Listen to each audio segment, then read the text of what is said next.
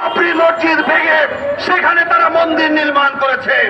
আমরা দেখেছি ভারতীয়রা মুখে বলে ধর্ম নিরপেক্ষতার কথা, কিন্তু সেখানে গরুর মাংস খাওয়ার পরে তাকে পুড়িয়ে হত্যা করা হচ্ছে। আমরা দেখেছি ভারতে মুসলমানদেরকে, খ্রিস্টানদেরকে সেখানে নির্মম নির্যাতন করে তারপর তাদেরকে মেরে ফেলা হচ্ছে, তাদের নাগরিকত্ব কেড়ে নেওয়া হচ্ছে। তারা মুখে মুখে শুধুমাত্র ধর্ম নিরপেক্ষতার গুলিয়া উড়ায়।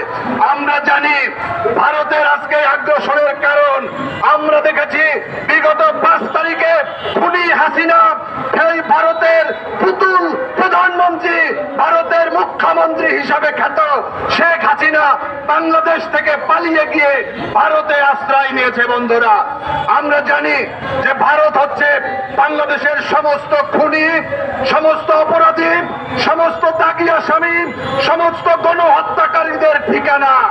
আজকে তারা সেখানে অবস্থান করছে। ভারতকে বলতে চাই, গতকালকে ভারতের পররাষ্ট্র সচিব এসেছেন আমাদের মেঘ পরিষ্কার করার জন্য। মেঘ পরিষ্কার করতে হলে, আকাশ থেকে মেঘ দূর করতে হলে এই গণহত্যাকারী খুনি হাসিনাকে ফেরত দিতে হবে। বাংলাদেশের যেই সমস্ত গণহত্যায় জড়িত যেই সমস্ত আসামি আপনারা দেখেছেন, স্বরাষ্ট্রমন্ত্রী আসাদুজ্জামান কামাল, যার নেতৃত্বে বাংলাদেশের পুলিশ, বিজেপি সহ সমস্ত বাহিনী আমাদের ছাত্র যুব সমাজের উপরে গণহত্যা চালিয়েছে, তিনিও আজকে ভারতে অবস্থান করেছে।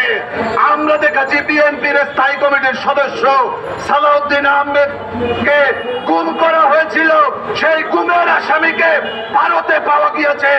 এই নারায়ণগঞ্জের 7 মার্ডারের আসামি নূর হোসেনকে ভারতে পাওয়া গিয়েছে। আল্লামা দেলোয়ার হোসেন সাঈদীর সাক্ষী সুখরঞ্জন পালি, তিনি একজন হিন্দু হওয়ার পরেও তাকে গুম করে এই ভারতে পাওয়া গিয়েছে। আজকে ভারত আমাদেরকে ধর্ম নিরপেক্ষতা শিখায়। আমি বাংলাদেশ সরকারকে বলতে চাই, আমাদের সংবিধানে যে চাপিয়ে দেওয়া মূলনীতি ধর্ম নিরপেক্ষতা বাদ দিতে হবে, সেখানে ধর্মীয় মূল্যবোধকে স্থান দিতে হবে। কারণ বাংলাদেশের আমরা হিন্দু, মুসলিম, বৌদ্ধ, খ্রিস্টান, চাকমা, মারমারা, ত্রিপুরা, চমচঙ্গা, মণিপুরি, খাসিয়া, আমরা সবাই হচ্ছে একটা পরিচয় আমাদের পরিচয়, আমরা বাংলাদেশী। আমি শহীদ রাষ্ট্রপতি জিয়াউর রহমানকে ধন্যবাদ জানাই। তিনি শেখ মুজিব বলেছিলেন, পাহাড়িদেরকে তোরা বাঙালি হয়ে যা। যতক্ষণ এই পাহাড়িরা হাতে অস্ত্র নিয়েছিল, সেই অস্ত্র আজকে পর্যন্ত আমরা নামাতে পারিনি। কিন্তু শহীদ রাষ্ট্রপতি জিয়াউর রহমান একটি ঐক্যের সূচনা করেছিলেন।